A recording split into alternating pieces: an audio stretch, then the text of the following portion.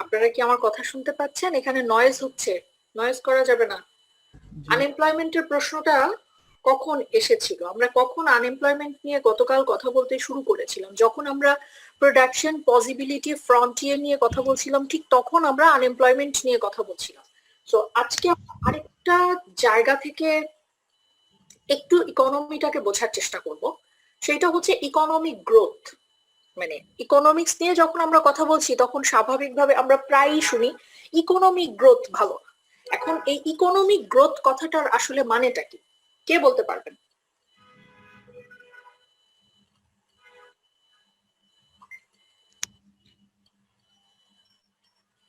Economic growth কথাটার মানে কি কেউ বলতে পারবেন? অর্থনৈতিক উন্নতি নাকি ম্যাম? হুম, অর্থনৈতিক উন্নতি। অর্থনৈতিক উন্নতি বা অর্থনৈতিক প্রবৃদ্ধি। আচ্ছা, এখন অর্থনৈতিক প্রবৃদ্ধি কখন? যখন আমার দেশে কলকারখানার সংখ্যা বাড়বে। কলকারখানার সংখ্যা বাড়বে কখন? যখন আমার দেশে মানুষের চাহিদা বাড়বে। কারণ আপনার যদি আপনি যে কনজিউমারদের জন্য পণ্য উৎপাদন করবেন, সেই কনজিউমারদের মধ্যে যদি চাহিদা না থাকে, তাহলে তো আপনি পণ্য উৎপাদন করেও কোনো লাভ হবে না। আর মানুষের মধ্যে চাহিদা কখন থাকবে? যখন মানুষের টাকা থাকবে, মানুষের কেনার ক্ষমতা থাকবে, তাই না? তাহলে একটা দেশের মানুষের ক্রয় ক্ষমতা যদি বাড়ে, উল্টো পিঠে আমরা বলতে পারি যে সেই দেশের মানুষের স্ট্যান্ডার্ড অফ লিভিং তত হাই হবে, বলা যায়। তো এখানে আমরা বলছি যে ইকোনমিক গ্রোথকে মেজার করার জন্য একটা খুব কমন মেজারমেন্ট টুলস হচ্ছে গ্রস ডোমেস্টিক প্রোডাক্ট বা জিডিপি। আমরা প্রায় জিডিপি কথাটা শুনি, গভর্নমেন্ট বলছে জিডিপি ভালো। যেমন কিছুদিন আগে আমরা একটা রিপোর্টে পড়েছি গত মাসে যে ইন্ডিয়ার থেকে বাংলাদেশের জিডিপি অনেক বেশি। এখন জিডিপি জিনিসটা কি? Gross domestic product. Gross domestic product আসলে কি? GDP is the total market value of all final goods and services produced within a nation's borders each year. প্রতি বছর আমাদের উইদিন দ্য বাউন্ডারি, তার মানে আমাদের দেশের সীমানার ভেতরে প্রতি বছর টোটাল যত টাকার পণ্য উৎপাদিত হয় বা যে পরিমাণ শ্রম আমরা ঢেলে দিই, সেই টোটালটাকেই আমরা বলছি জিডিপি। মূল কথাটা হচ্ছে একটা দেশের সীমানার ভেতরে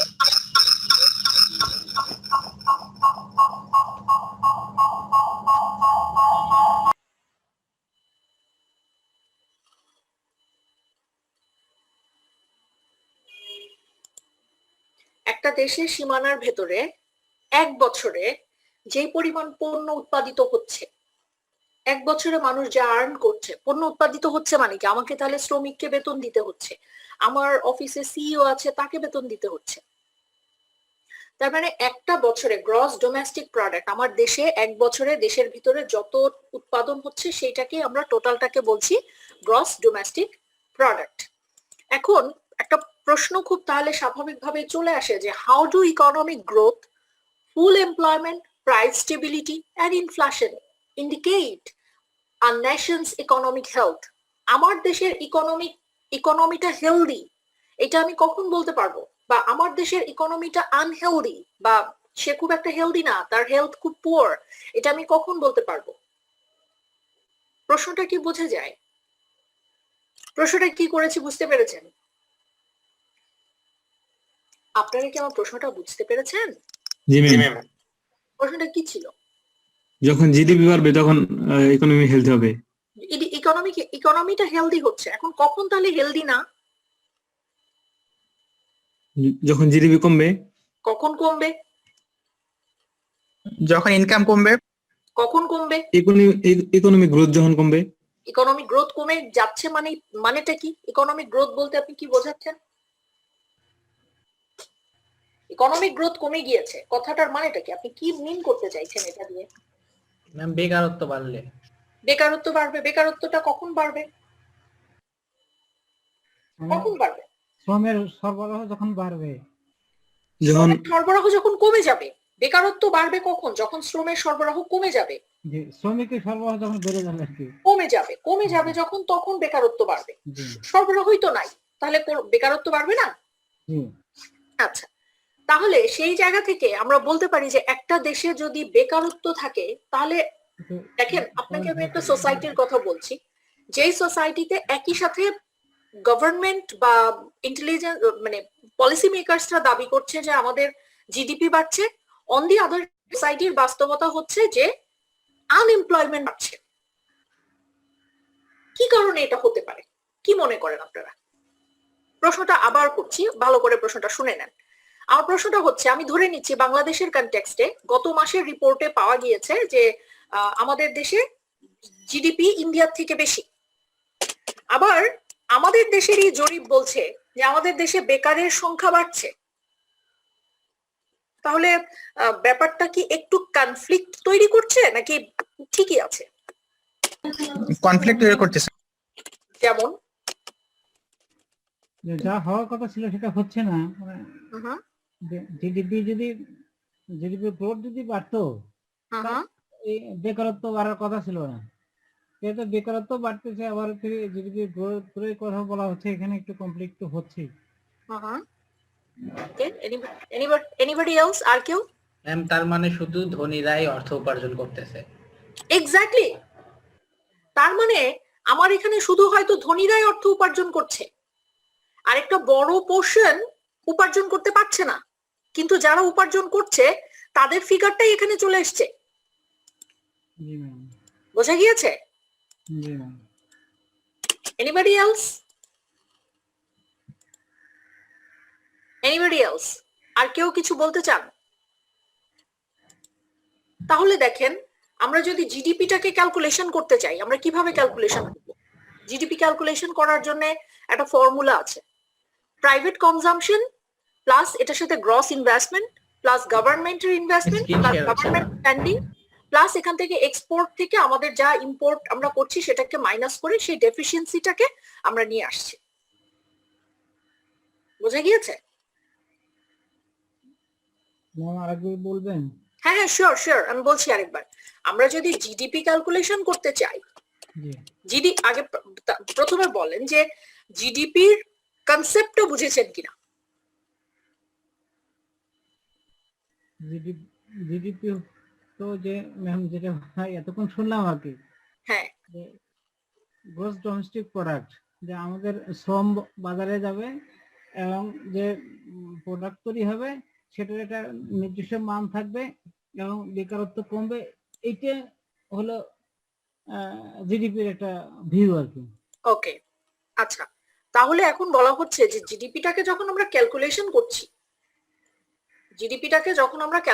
করছি তখন ফর্মুলাটা কি? ফর্মুলাটা হচ্ছে কনজাম্পশন স্পেন্ডিং। তার মানে আমরা যেটুকু কনজিউম করছি সেটা আসবে, প্লাস সেটার সাথে আমাদের বিজনেস ইনভেস্টমেন্ট আসবে, আমাদের গভর্নমেন্ট যখন কোনো ধরনের পারচেজ করে সেটা আসবে, সেইখান থেকে ইম্পোর্ট এবং এক্সপোর্টকে বাদ দিয়ে যে ভ্যালুটা থাকবে আলটিমেটলি সেইটা আসবে। কথা বোঝা গিয়েছে? জি ম্যাম।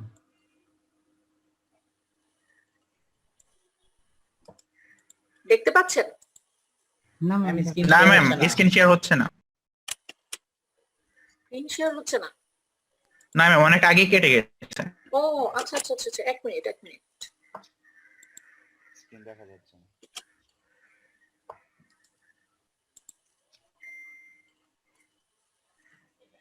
এক মিনিট।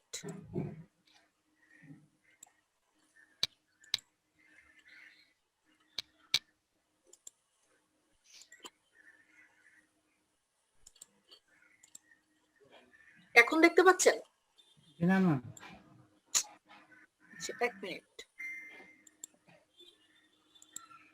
এখন দেখতে পাচ্ছেন? জি ম্যাম, দেখা যাচ্ছে। ওকে, সো জিডিপি বলতে আমরা যেটাকে বুঝি, জিডিপি যখন আমরা ক্যালকুলেশন করব তখন আমরা ক্যালকুলেশন করব private consumption plus gross investment plus গভর্নমেন্টের ইনভেস্টমেন্ট প্লাস গভর্নমেন্টের এক্সপেন্ডিচার প্লাস সেটার সাথে এক্সপোর্ট এবং আমাদের দেশের টোটাল ওই বছরে, ওই পার্টিকুলার বছরে টোটাল এক্সপোর্ট এবং টোটাল ইম্পোর্টকে যোগ বিয়োগ করে যেটা সারপ্লাস থাকবে বা যেটা ডেফিসিট থাকবে, সেটাকে যদি আরো ইলাস্ট্রেট করে আমরা বলতে চাই তাহলে GDP equal to C plus I plus G plus X minus M. X দিয়ে আমরা এক্সপোর্টকে বোঝাচ্ছি, আর এম দিয়ে আমরা ইম্পোর্টকে বোঝাচ্ছি, জি দিয়ে আমরা গভর্নমেন্ট পারচেজকে বোঝাচ্ছি, আই দিয়ে আমরা business investment like capital investment গুলোকে, capital equipment and so on, এগুলোকে বোঝাচ্ছি। আর সি দিয়ে আমরা কনজাম্পশনকে বোঝাচ্ছি।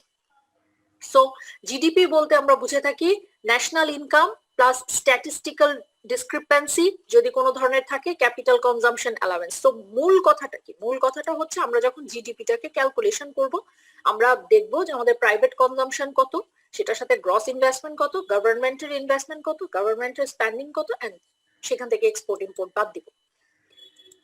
ওই জায়গাতে আমরা যখন জিডিপি নিয়ে কথা বলছি, আমরা আমাদের ইকোনমির হেলথের কথা বলছি, আমরা প্রাইস স্টেবিলিটির কথা বলছি, তখনই কিন্তু আনএমপ্লয়মেন্টের অপশনটা চলে আসে। এবং লাস্ট ক্লাসে আমরা আনএমপ্লয়মেন্ট নিয়ে কথা বলেছি, যার কারণে আমি এখন আর এটা ডিসক্রাইব করতে যাচ্ছি না। এখন আমি যে পয়েন্টটাতে চলে যেতে চাচ্ছি সেটা হচ্ছে মার্কেট স্ট্রাকচার।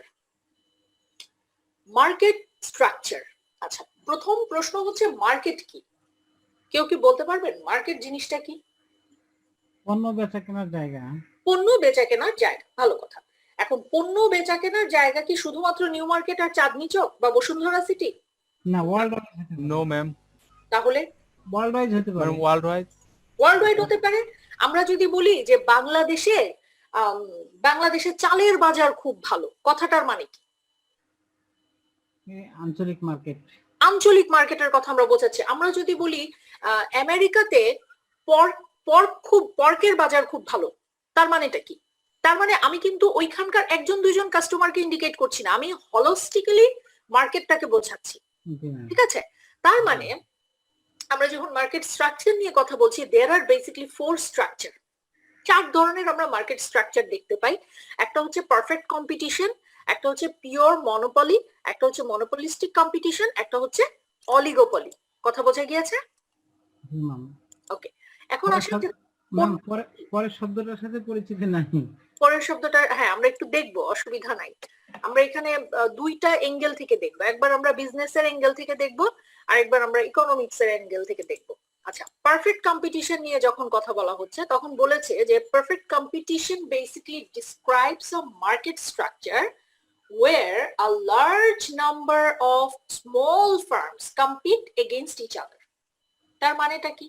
আমরা এমন একটা মার্কেট স্ট্রাকচারের কথা বলছি যে মার্কেট স্ট্রাকচারে large number of small firm, তার মানে ছোট ছোট ছোট ছোট অনেক ফার্ম আছে যারা একজন আরেকজনের সাথে কম্পিটিশন করছে। এবং যেটা হচ্ছে a single firm does not have any significant market power. খুব মন দিয়ে খেয়াল করেন, এটা না গল্পের মতো, মানে এটা খুব মজার, খুব ছোট, খুব ইন্টারেস্টিং। একটু খেয়াল করেন, দেখেন এই যে শীতের সবজি, আপনি রাস্তাঘাটে বাজারে হাটে মানে এভরিওয়্যার আমরা কোথায় শীতের সবজি দেখি না? ভ্যান গাড়িতে করে বিক্রি করছে, পাড়ার দোকানে বিক্রি করছে, সুপার শপে বিক্রি করছে, আপনি যেখানেই যান। তার মানে কি ছোট ছোট, আমি যদি এটাকে ফার্ম হিসেবে চিন্তা করি, ছোট ছোট ছোট ছোট অনেক ফার্ম, এবং সবাই এখানে কম্পিটিশন করে টিকে আছে। একটা ফার্ম কিন্তু এখানে রাজত্ব করছে না, যে না বাংলাদেশে একটা মাত্র ফার্ম আছে যারা শীতের সবজি উৎপাদন করে এবং তারাই মার্কেটে একেবারে নিজেরা একা ব্যবসা, একচেটিয়া ব্যবসা করছে, তা কি হচ্ছে? সেটা কিন্তু হচ্ছে না। So as a result যেটা হচ্ছে, the industry as a whole produces the socially optimum level of output because none of the firms can influence the market price.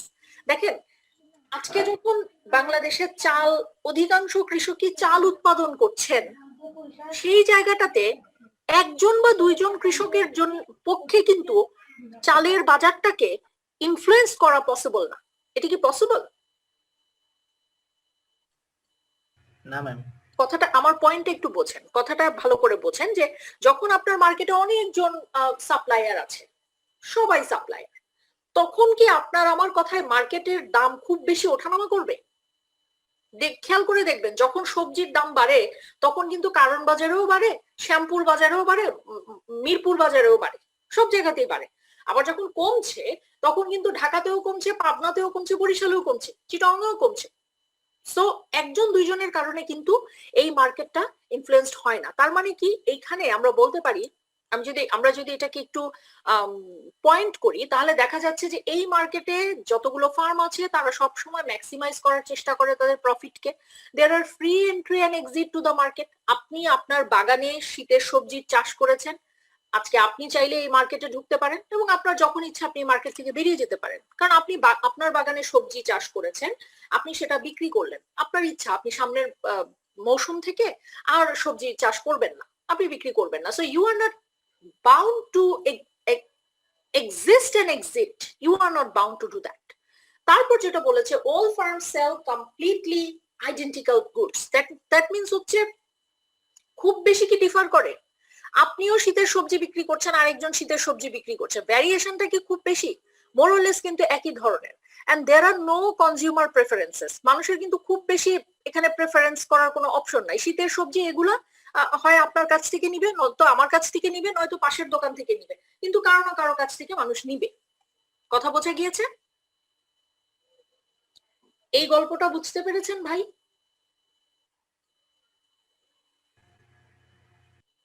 G ma'am. কোনো প্রশ্ন আছে? না ম্যাম। ওকে, গ্রেট। আচ্ছা, এরপরে আমরা আরেক ধরনের মার্কেট স্ট্রাকচারের কথা বলছি, that is monopolistic competition. Monopolistic competition. আচ্ছা, এখন মনোপলিস্টিক কম্পিটিশনটা কি সেটা আগে দেখি। Monopolistic competition also refers to a market structure where a large number of small firms compete against each other. দেখেন, এখানেও কিন্তু অসংখ্য ছোট ছোট ফার্ম একজন আরেকজনের সাথে কম্পিটিশন করে মার্কেটে টিকে আছে, কিন্তু মনোপলিস্টিক কম্পিটিশনের সাথে পারফেক্ট কম্পিটিশনের তফাৎটা কোথায়? তফাৎটা এখানেই যে unlike in the perfect competition, the firms in monopolistic competition sell similar but slightly differentiated product that gives them a certain degree of market power, which allows them to charge high prices then within a certain range. তার মানে তফাৎটা কোথায়? Perfect কম্পিটিশনে একই পণ্য সবাই উৎপাদন করছে, একই পণ্য কাস্টমার হয় আপনার কাছ থেকে নিবে, নয়তো আমার কাছ থেকে নিবে, নয়তো এবিসিডি ইএফজি হোয়াটএভার যে কোনো একজন সেলারের কাছ থেকে নিবে। কিন্তু যখন আমরা মনোপলিস্টিক কম্পিটিশনের কথা বলছি, তখন আমরা এমন একটা মার্কেটের কথা বলছি যেই মার্কেটে একই পণ্য বাট নট আইডেন্টিক্যাল, এবং পণ্যের কিছুটা ভ্যারিয়েশন থাকবে। ফার্ম ঠিক আগের মতোই, অনেকগুলো ছোট ছোট ফার্ম এখানে কম্পিট করছে, তারা সবাই একই ধরনের পণ্য উৎপাদন করছে, কিন্তু তফাৎটা হচ্ছে তারা যে পণ্যটা উৎপাদন করছে স্লাইটলি ডিফারেন্সিয়েটেড। সেটা কেমন? যেমন ধরেন চালের ব্যবসা যারা করে, চালের আড়ত যাদের আছে, তারা কাটারি ভোগ, বাসমতি, কালিজিরা, তারপর আরো কি কি চাল আছে না, নাজির শাইল, এরকম অনেক অনেক ধরনের, চিনি গুঁড়া, এরকম অনেক ধরনের চাল আছে। তো কি হয় যে আমরা যখন মনোপলিস্টিক কম্পিটিশনের কথা বলছি, এক কম্পিটিটর ওই আগের মতোই, অনেকগুলো ফার্ম এখানে কম্পিট করছে, প্রোডাক্ট গুলোতেও আমরা খুব এক্সেস করতে পারছি, কিন্তু যেটা তফাৎটা হচ্ছে যে স্লাইটলি ডিফারেন্সিয়েশন এখানে রয়েছে। তাহলে ক্যারেক্টারিস্টিক্সটা কি? ক্যারেক্টারিস্টিক্সটা হচ্ছে আমরা যখন মনোপলিস্টিক কম্পিটিশনের কথা বলছি, তখন সেইখানে আমরা ডেফিনেটলি আমাদের ফার্মগুলো সবাই প্রফিট ম্যাক্সিমাইজেশনের জন্যই কাজ করছে। সেখানেও এন্ট্রি করা সহজ, এক্সিট করা সহজ। আপনি খুব সহজেই চালের বাজারে ঢুকবেন এবং সেখান থেকে বেরিয়ে যাবেন। আপনার ইচ্ছা আজকে আপনি আপনার যে 10 বিঘা জায়গা পড়ে আছে সেখানে ধান চাষ করে মার্কেটে চাল নিয়ে আসবেন এবং নেক্সট মৌসুম থেকে আপনি আর নিয়ে আসবেন না, ফাইন। তৃতীয় যেটা মোস্ট ইম্পর্টেন্ট, সেটা হচ্ছে যে এখানে ডিফারেন্সিয়েটেড প্রোডাক্টের ডাইভার্সিফিকেশন রয়েছে। একটু আগে যখন আমরা পারফেক্ট কম্পিটিশন বলেছি শীতের সবজি, প্রোডাক্টের ডাইভার্সিফিকেশন আর কি বা হবে? ফুলকপি কত ধরনের আর ফুলকপি হবে, বা বাঁধাকপি আর কত ধরনের বাঁধাকপি হবে, ইদার রেড ক্যাবেজ অথবা নর্মাল ক্যাবেজ। আপনি শিম উৎপাদন করবেন, বিনস, তো বিনস আর কত রকমেরই বা হয়। কিন্তু আমরা যখন মনোপলিস্টিক কম্পিটিশনের কথা বলছি, সেখানে কিন্তু আমাদের প্রোডাক্ট গুলোকে ডিফারেন্সিয়েশন করা যাচ্ছে। এবং এরপরে আমরা বলেছি consumers May prefer one product over the other. এখানে যেহেতু প্রোডাক্টের একটা ডাইভার্সিফিকেশন রয়েছে, তাহলে আমাদের যারা কনজিউমার তারা কিন্তু একটা প্রোডাক্ট না নিয়ে তারা আরেকটা প্রোডাক্ট নিতে পারবে, তারা প্রেফার করতে পারবে, তাদের সেই অপশনটা রয়েছে। আপনারা কি বুঝতে পারছেন? কঠিন লাগছে কি? আচ্ছা, কঠিন যদি না লাগে তাহলে এইখানে একটু আসেন, আমরা একটু মাথাটা খাটাই। আমরা বলছি মনোপলিস্টিক কম্পিটিশন যেখানে এক্সিস্ট করছে, সেখানে যেহেতু ডাইভার্সিফাইড বা ডিফারেন্সিয়েটেড প্রোডাক্টের একটা অপশন আছে, তাহলে কাস্টমারদের সামনেও আমরা একটা অপশন তুলে দিচ্ছি যে একজন কাস্টমার চাইলে এই প্রোডাক্টটা না নিয়ে এসে ওই প্রোডাক্টটা নিতে পারে। আচ্ছা, তাহলে কাস্টমার যখন এই প্রোডাক্টটা না নিয়ে ওই প্রোডাক্টটা নিতে পারে, তখন definitely there comes a question of opportunity cost, আসে কিনা? অপরচুনিটি কস্টের কনসেপ্টটা মনে আছে, আমরা অ্যাকাউন্টিং এ পড়ে এসেছিলাম। ম্যাডাম অপরচুনিটি কস্ট আসে এখানে, আসে কারণ না? তার কাছে অপরচুনিটি আছে, তার সুযোগ আছে, সে যে কোনো একটা ডিসাইড করে নিতেই পারে। নিতে পারে। আচ্ছা, এখন দেখেন, আমরা যদি মার্কেটে সার্ভাইভ করতে চাই এজ এ সেলার, আমরা ব্যবসা করছি, মার্কেটে সার্ভাইভ করতে চাই, মার্কেটে লং রানে সার্ভাইভ করতে গেলে আমাকে কি বায়ারকে বুঝতে হবে না? বায়ার বিহেভিয়ার, বায়ার সাইকোলজি, হুম, বায়ার কতখানি পর্যন্ত অপরচুনিটি কস্ট স্যাক্রিফাইস করতে চায়, আমি যদি এইটা বুঝতে পারি, তাহলেই কিন্তু আমি আমার বায়ারকে সে কোন প্রোডাক্টটা নিতে চায় তার ইন্টেনশনটাকে ইনফ্লুয়েন্স করতে পারবো। দেখেন, got my point? G ma'am. আমরা যখন দোকানে যাই, আপনারা যখন শার্ট কিনতে যান বা একটা টি শার্ট কিনতে যান, কি হয়? প্রথমেই আপনাকে প্রশ্ন করে, ভাই আপনার কোনো পছন্দের কালার আছে? খেয়াল করে দেখেন। তারপরে ওরা কিন্তু খানিকটা সময়ের মধ্যে বুঝে যায় যে আপনার চয়েসটা কি ধরনের, তখন ইচ্ছা মতো নামাতে থাকে, ভাই এই যে এটা দেখেন, ওইটা দেখেন, ওইটা দেখেন। হোয়াট অ্যাকচুয়ালি হ্যাপেন্স, তারা কিন্তু আমাদের সামনে অপরচুনিটি কস্ট গুলোকে অ্যারেঞ্জ করে দিচ্ছে।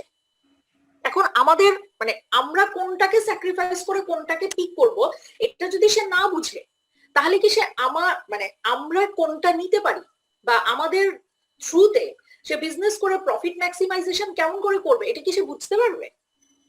না। পয়েন্টটা বুঝেন ভাই? বুঝতে পেরেছেন কি? আপনারা কি আমার কথা শুনতে পাচ্ছেন? জি ম্যাম, বুঝতে পারছি। কঠিন লাগছে? না ম্যাম। ওকে, গ্রেট। তাহলে আমরা কোথায় ছিলাম? আমরা একটু আগে বলেছি যে মার্কেট 4 ধরনের হয়। একটা হচ্ছে পারফেক্ট কম্পিটিশন, একটা হচ্ছে মনোপলিস্টিক কম্পিটিশন, একটা হচ্ছে অলিগোপলি এবং একটা হচ্ছে মনোপলি। আচ্ছা, আমরা আবার একটু পারফেক্ট কম্পিটিশনে চলে যাই, যেখানে আমরা বলেছি অনেকগুলো ফার্ম থাকবে, এই মার্কেটে ঢোকা এবং বের হওয়া খুব সহজ হবে, এবং এই মার্কেটে আমরা আইডেন্টিক্যাল প্রোডাক্ট ইউজ করব, আইডেন্টিক্যাল প্রোডাক্টের ব্যবসা করব। চিনির ব্যবসা, চিনি আর কত রকমেরই হবে। গুড়ের ব্যবসা, গুড় আর কত রকমেরই হবে। একই ধরনের প্রোডাক্ট নিয়ে আমরা কাজ করব এবং কাস্টমারদের আসলে প্রেফারেন্স করার কিছু নাই। লবণের ব্যবসা, কাস্টমারের এখানে প্রেফারেন্স করার কিছু নাই। আমাকে আর কয়েকটা মার্কেটের কথা বলেন তো পারফেক্ট কম্পিটিশনে, কে বলতে পারবে? চাউল আছে। আটা আছে। ওকে, যদি আমরা ডাইভার্সিফাইড না নিই তাহলে চালের ব্যবসা হতে পারে। হুম। আর তারপরে বালি। হুম, বালু। বালি, সেন্ট। আচ্ছা, সেটা কি একটু বুঝিয়ে বলেন? ওইটা ম্যাম বালু আপনি যেখান থেকে নেন, বালু ক্যাটাগরি দুইটা, একটা হলো মোটা, একটা চিকন। চিকনটা মোটাটা ইউজ হয় আপনার প্লাস্টার বা ইট গাঁথার ক্ষেত্রে, আর মোটাটা আর চিকনটা ইউজ হয় আপনার বিটি বাঁধার ক্ষেত্রে। ওই ক্ষেত্রে বাইরে কোনো পেপার করার মতো কিছু থাকে না, সে যে কাজটা করবে সেই ওই কাজের জন্য ওই জিনিসটাই তাকে নিতে হবে, এবং সে যার কাছ থেকে খুশি তার কাছ থেকে নেবে। Category same. ফাউন্ডেশনের জন্য চিকন বালিটা লাগে, মোটা বালি। মোটা বালি ফাউন্ডেশনের জন্য। জি। আর আপনার যদি আমি মাটি বালি ফেলে নিচু জায়গা ভরাট করতে চাই, ওই ক্ষেত্রে মোটা চিকন বালি। ও, বালি ফেলে জায়গা ভরাট করতে চাইলে চিকন বালি। জি। বাহ, একটা নতুন জিনিস শিখলাম। আমার মামার বালুর আরদ আছে তো ম্যাম, এই জন্য আমি একটু জানি। ও ওয়াও, গ্রেট। আপনারা ওই যে বালির, আমি দেখেছি বুড়িগঙ্গা নদীতে বা ওই যে আমাদের ইউনিভার্সিটির ওখানে তুরাগে, ওখানেও তো দেখা যেত যে নৌকার মধ্যে বালি নিয়ে যায়। মানে আপনি কি ওরকম কিছু করেছেন কখনো? মানে ওই এক্সপেরিয়েন্স কি আপনার আছে? আছে আছে। ও গ্রেট। আমি কখনো এই নৌকাগুলোতে উঠিনি। I wish I could be over there. ওই নৌকাতে উঠলে ম্যাম ভয় লাগে না, সবাই একই রকম থাকে, সে ঢেউটেও কাঁপেও না, কারণ তার অর্ধেকে বেশিটা তলেই থাকে। কিন্তু আমার একটা চাচা ওই নৌকাতে উঠে মারা গিয়েছেন, মানে ওনার বিজনেস ছিল। আমার কাজিন আর চাচা দুইজন ছিলেন, বাট আমার চাচা মারা গিয়েছেন, নৌকাটা ডুবে গিয়েছিল। ওর পরে আসলে লাখ খারাপ ছিল। হ্যাঁ, সেই সেই। এনিওয়ে, আমরা যদি বলি যে পারফেক্ট কম্পিটিশন আর মনোপলিস্টিক কম্পিটিশনের মধ্যে বেসিক পার্থক্য কোথায়? ফাইন লাইন ডিফারেন্স কোথায়? ফাইন লাইন ডিফারেন্স একটাই, সেটা হচ্ছে যে মনোপলিস্টিক কম্পিটিশনে আমরা যে প্রোডাক্টটা নিয়ে কাজ করছি সেই প্রোডাক্টের ডাইভার্সিফিকেশন থাকবে, অনেকগুলো ধরন থাকবে, এবং যেহেতু অনেকগুলো ধরন আছে সেহেতু কাস্টমারের প্রেফার করার অপশন আছে। আর যেহেতু আমরা যদি পারফেক্ট কম্পিটিশনের কথা বলি সেখানে তো আর ডাইভার্সিফিকেশন নাই, তাহলে আমরা কাস্টমারকে যা তুলে দিচ্ছি কাস্টমার কিন্তু তাই নিচ্ছে। আচ্ছা, এবারে আসেন oligopoly. Oligopoly describes a market structure which is dominated by only a small number of firms. একটু ভালো করে খেয়াল করি কি বলেছে, small number of firms that results in a state of limited competition. আপনার যখন মার্কেটে ফার্মের সংখ্যা কমে যাবে তখন কম্পিটিশনটা কি ওই কয়জনের মধ্যেই হবে না? কম্পিটিশনটাও কমে যাবে না? জি ম্যাম, কমে যাবে। ওকে, কম্পিটিশন কমে যাবে, মার্কেটে ফার্মের সংখ্যা কম, আর কি কি ইম্প্যাক্ট পড়বে? প্রোডাকশন কম, প্রোডাকশন কম, আচ্ছা ঠিক আছে, হ্যাঁ এটা একটা হতে পারে। আর কি হতে পারে? কনজিউম লিমিটেড হয়ে যাবে, কনজিউমারের চাহিদা লিমিটেড হয়ে যাবে। চাহিদা কি মানুষের লিমিটেড হয়? চাহিদা তো আনলিমিটেড। চাহিদা বলতে কি ম্যাম, আপনার সে বাধ্য হবে ওই লিমিটেডের মধ্যে সীমাবদ্ধ থাকতে। সীমাবদ্ধ থাকতে, এক্স্যাক্টলি। আর কি হতে পারে? আর কি হতে পারে? আমি ইচ্ছা মতো ব্যবসা করা যাবে না। ইচ্ছা মতো ব্যবসা করা যাবে। কাম টু দা পয়েন্ট, বাংলাদেশের টেলিকমিউনিকেশন সেক্টর কয়জন আছে? গ্রামীণ ফোন, বাংলা লিংক, এয়ারটেল, রবি, আর তো কাউকে দেখি না, আর বিটিসিএল। এরা সবাই মিলে দেখেন ওরা যা দাম রাখছে আমাদেরকে কিন্তু সেই দামেই চলতে হচ্ছে। ওরা যদি আজকে বলে যে 1 জিবি ডেটার দাম 31 টাকা, আমাদেরকে সেটাই মেনে নিতে হচ্ছে। ওরা যদি বলে 1 জিবি ডেটার দাম 71 টাকা বা 80 টাকা, সেটাই আমাদেরকে মেনে নিতে হচ্ছে। তার মানেটা কি? তার মানে হচ্ছে কম্পিটিশনটা ওদের মধ্যে। গ্রামীণ ফোন যখন দেখছে বাংলা লিংক একটা কিছুর দাম কমিয়ে দিচ্ছে, গ্রামীণ ফোন হয়তো কমিয়ে দিচ্ছে। এয়ারটেল যখন দেখছে আরে বাকি দুজন কমিয়ে দিচ্ছে তাহলে আমিও একটু কমিয়ে দিই। তার মানে কম্পিটিশনটা ওদের মধ্যেই সীমাবদ্ধ। কিন্তু দেখেন আমরা যারা কাস্টমার, আমরা যারা ফোন ইউজ করে কথা বলি, আমাদের তো চাহিদা অসীম, আমাদের তো প্রচুর কথা বলতে ইচ্ছা করে বা আমরা বলি বা আমাদের প্রয়োজন হয়। বাট আমরা কিন্তু আমাদের চাহিদাটাকে, মানে আমাদের প্রচুর চাহিদা, আনলিমিটেড চাহিদা, কিন্তু আমাদের রিসোর্সটা কিন্তু সীমিত। ওরা কিন্তু ওই পরিমাণ আমাদেরকে দিতে পারছে না যে পরিমাণ আমাদের দরকার। বা ইন্টারনেটের স্পিড, আমাদের প্রচুর স্পিড দরকার কারণ আমরা প্রচুর ইন্টারনেট ইউজ করি, কিন্তু দেখেন তারা আমাদেরকে সেই রিকোয়ার্ড লেভেলে ইন্টারনেট সার্ভ করতে পারছে না। তার মানে অলিগোপলির কোর কনসেপ্টটা কি? অলিগোপলির কোর কনসেপ্টটা হচ্ছে যে এটা এমন একটা মার্কেটের কথা বলে যে মার্কেটে ফার্ম অবশ্যই আছে কিন্তু তাদের সংখ্যা খুব কম। যে মার্কেটে যেহেতু ফার্মের সংখ্যা কম, তাহলে তারা কি করছে? তারাই দামগুলোকে নির্ধারণ করছে। তারা 3 জন মিলে হয়তো ডিসাইড করছে বা 5 জন মিলে যাচ্ছে এখন থেকে পার মিনিট কলের দাম 10 থেকে 9 টাকা। এখন কেউ 9 টাকা রাখছে, কেউ 9.5 টাকা, কেউ 10 টাকা, এরকম ভাবে রাখছে। তার মানে কি, যখন মার্কেটে কম্পিটিটরের সংখ্যাটা কম তখন কিন্তু যেটা হচ্ছে আমাদের নিড তো আনলিমিটেড, আমাদের রিসোর্স গুলো স্কেয়ার্স হয়ে যাচ্ছে। এইটা একটা চ্যালেঞ্জ থাকছে। আরেকটা চ্যালেঞ্জ হচ্ছে তারা নিজেদের মতো করে প্রাইসটাকে ম্যানিপুলেট করতে পারছে। M I right? ম্যানিপুলেশনের কিন্তু একটা ব্যাপার চলে আসে। আচ্ছা, এবং তারা কিন্তু চেষ্টা করবে তাদের প্রাইস প্রফিটটাকে ম্যাক্সিমাইজ করতে, কারণ এখানে তো তাদেরকে বলার কিছু নাই। এক টাকা মানে 1 মিনিট কলের জন্য তাদের হয়তো খরচ হচ্ছে ধরেন 2 টাকা, কিন্তু তারা চার্জ করছে 5 টাকা, এবং এখানে আমাদের আসলে বলার কিছু নাই। তারা নিজেদের প্রাইসটা নিজেদের মতো করে সেট করে নিচ্ছে। এবং এই মার্কেটে ঢোকাটা কিন্তু খুব বেশি ইজি না। আপনি আমি চাইলে কালকে সকালবেলা একটা টেলিকম ফার্ম খুলে নিয়ে বসতে পারবো না। আমাদের এখানে এন্ট্রি করা, দ্যাট মিনস আমাদের এখানে ঢোকাটা যেমন কঠিন, এখান থেকে বেরিয়ে যাওয়াটাও কঠিন। Products may be homogeneous or differentiated. Product গুলো একই রকমের হতে পারে অথবা ডিফারেন্সিয়েটেড হতে পারে। যেমন একই রকমের প্রোডাক্ট কি সবাই সিম বিক্রি করছে, সবাই টক টাইম বিক্রি করছে, সবাই মানে আপনার ইন্টারনেট ডেটা বিক্রি করছে। আবার ডাইভার্সিফিকেশনও আছে। কেউ বিভিন্ন ধরনের প্যাকেজ বিক্রি করছে, এটা ছেলেদের জন্য, বা এটা হচ্ছে ইয়াং জেনারেশনের জন্য, বা এটা স্টুডেন্টদের জন্য, and so on. এবং there is only a few firms that dominate the market. Unfortunately, oligopoly সবচাইতে অ্যালার্মিং যে জায়গাটা সেটা হচ্ছে যে মাত্র কয়েকটা ফার্ম, কিন্তু তারা হোল মার্কেটটাকে ডমিনেট করছে। মাত্র 6টা টেলিকম ফার্ম আছে, তারা সবাই মিলে বাংলাদেশের 17 কোটি মানুষের কথা বলার চাহিদাকে ডমিনেট করছে। খেয়াল করে দেখেন, 17 কোটি তো আমরা ভোক্তা, আমাদের চাহিদাটাকে ডমিনেট করছে। So unfortunately it is not clearly defined what a few firms means precisely. এবং অলিগোপলির কথা যখন আমরা বলছি তখন কিন্তু ইকোনমিক্স আমাদেরকে কখনোই সরাসরি বলছে না যে আচ্ছা ফিউ ফার্মস বলতে আমরা হয়তো 2টা কি 3টা ফার্মের কথা বলছি না। অলিগোপলিতে ইকোনমিক্স মূলত অলিগোপলি বলতে বোঝায় 3 থেকে 5টা ফার্মের কথা। 3 থেকে 5টা ফার্ম যদি কোনো মার্কেটকে ডমিনেট করে তখন আমরা সেটাকে বলছি অলিগোপলি মার্কেট। কথা বোঝা গিয়েছে? জি ম্যাম। ওকে, এটা যদি বুঝে থাকেন তাহলে মনোপলিটা একদম ক্লিয়ারলি বুঝতে পারবেন। মনোপলি কথাটার মানে কি? আমরা প্রায় বলি যে ওরা তো মনোপলি বিজনেস করছে। এই মনোপলি কথাটার মানেটা কি? একক ছত্র ভাবে তারা কাজ করে যাচ্ছে। তার মানে a monopoly refers to a market structure where a single firm controls the entire market.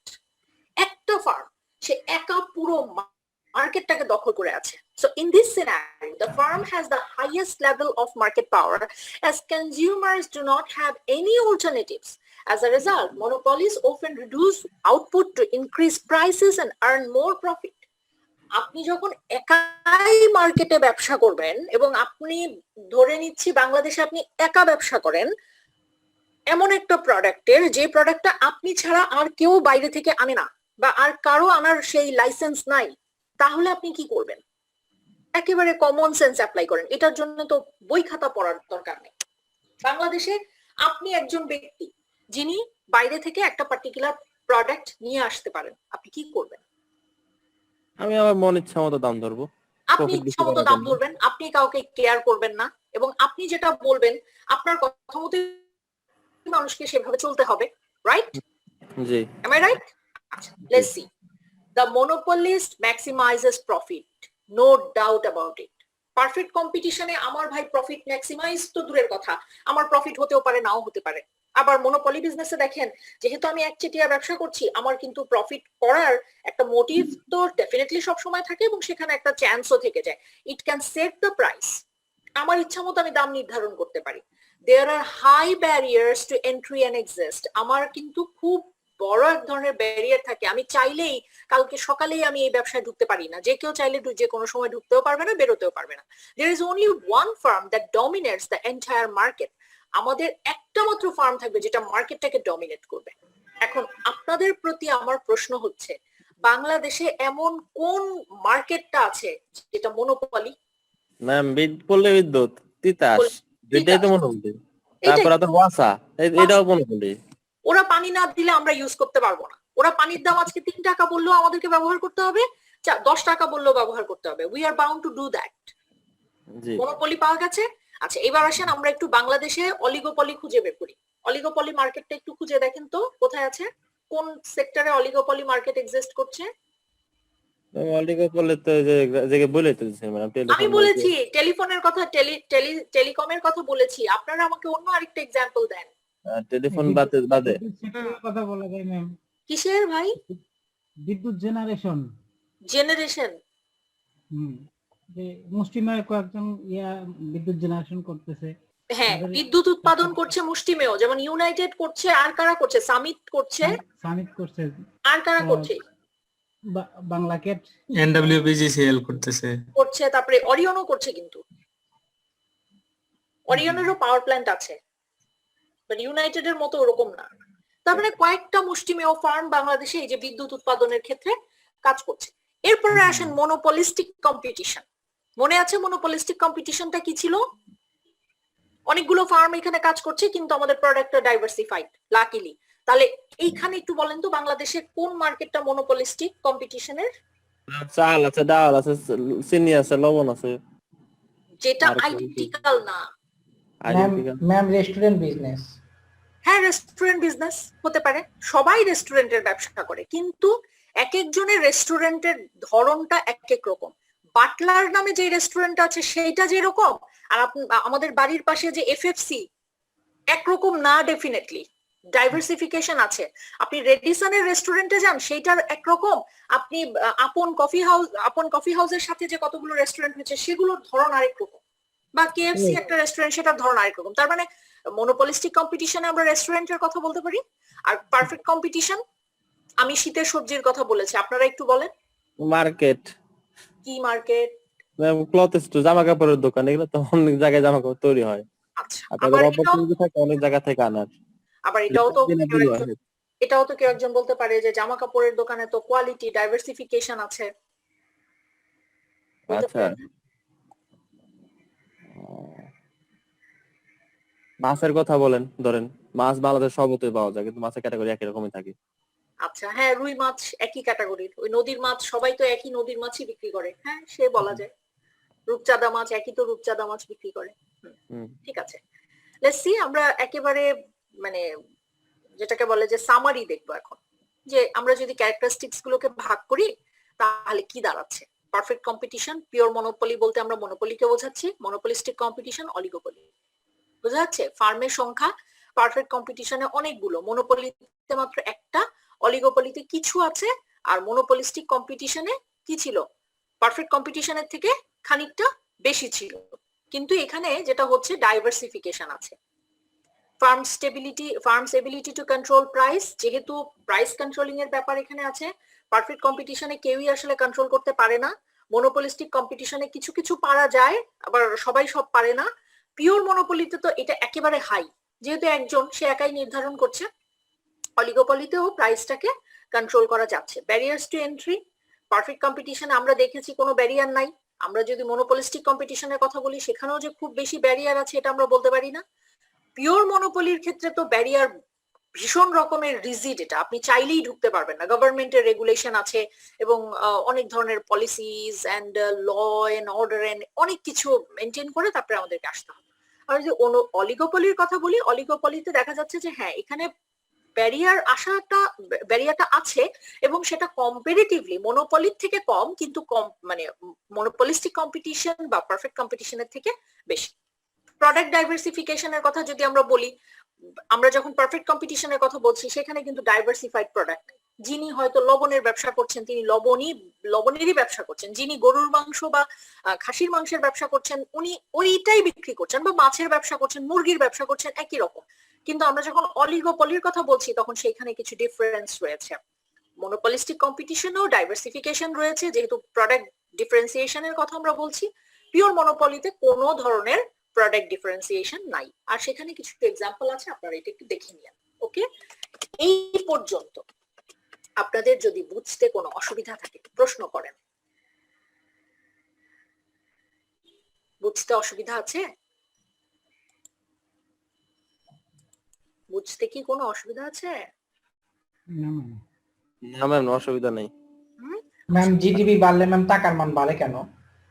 আচ্ছা, জিডিপি বাড়লে টাকার মান বাড়ে কেন? টাকার মান, প্রথম প্রশ্ন, টাকার মান বেড়ে যাওয়াটাকে আমরা কি মানে টাকার মান বেড়ে যাওয়া বলতে আমরা কি বুঝি?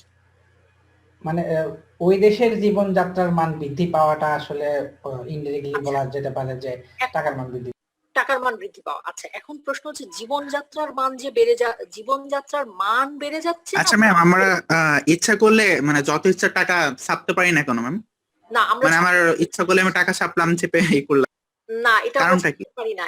এটার খুব মারাত্মক ইফেক্ট পড়ে। ধরেন মানুষের হাতে যখন অনেক টাকা থাকবে তখন কি হবে, টাকা দিয়েও আপনি জিনিস পাবেন না। এটা চমৎকার প্রশ্ন করেছেন।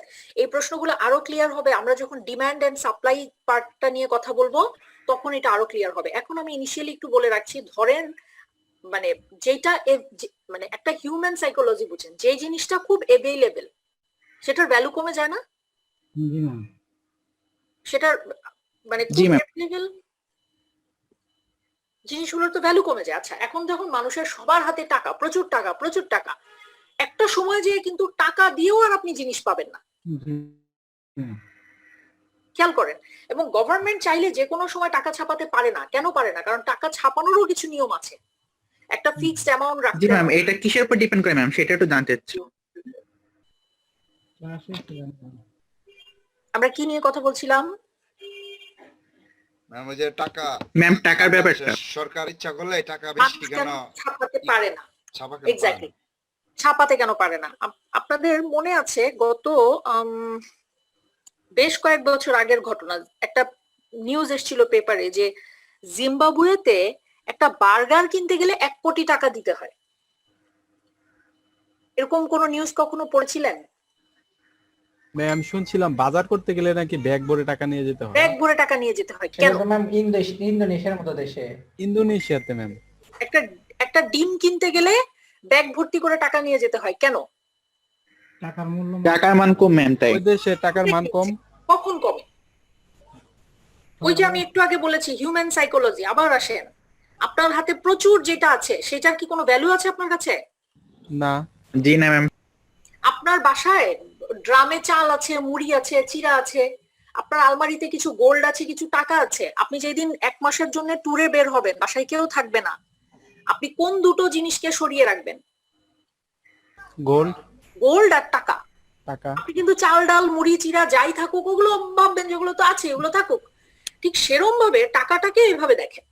কি হয় যে মানুষের হাতে যখন প্রচুর টাকা থাকে তখন কি হয় যে মানুষের আর ওই কনজামশনটা, আপনার হাতে প্রচুর টাকা আছে তাহলে কি হবে, জিনিসটার দাম বেড়ে যাবে। আমি ধরে নিচ্ছি একটা মার্কেটে ধরেন 100 প্রোডাক্ট আমরা প্রডিউস করি, সেই মার্কেটে এখন লোকজনের হাতে টাকা আছে 1000। আমি ধরে নিচ্ছি টোটাল পপুলেশন অনুযায়ী সেই মার্কেটে মানুষের হাতে 1000 টাকা আছে। তার মানে 1000 টাকা আছে মানে কি, আমরা যদি 100 প্রোডাক্ট প্রডিউস করি 1000 টাকা আছে, পার প্রোডাক্টে কত টাকা করে পড়বে? 10 টাকা করে পড়বে।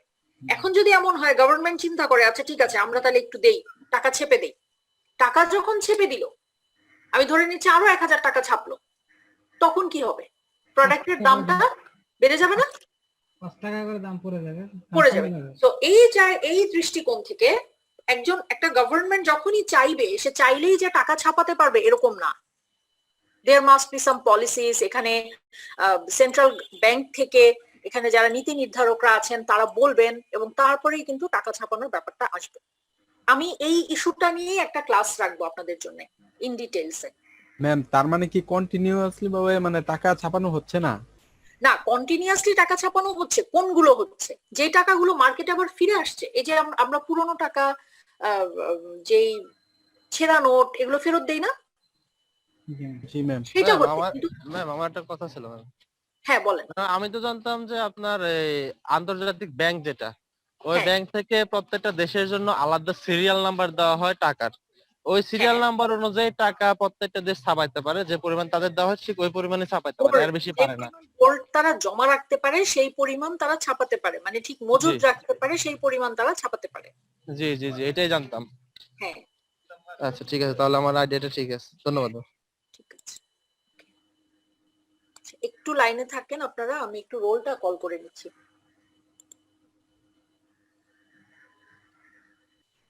আপনারা একটু অনুরোধ করি আপনাদেরকে আমি যে একটু লাইক ব্যবসা বাণিজ্যের খবর, বা ধরেন আপনি পেপার পড়ছেন, পেপারে একটু ব্যবসা বাণিজ্যের পাতাটা একটু চোখ বুলাবেন। অর্থনীতির পাতা, এখন তো ইকোনমিক্স পড়ছেন, একটু চোখ বুলাবেন, তাহলে বিজনেসের ছেলে মেয়েদের থেকে আপনারা অনেক ভালো করতে পারবেন।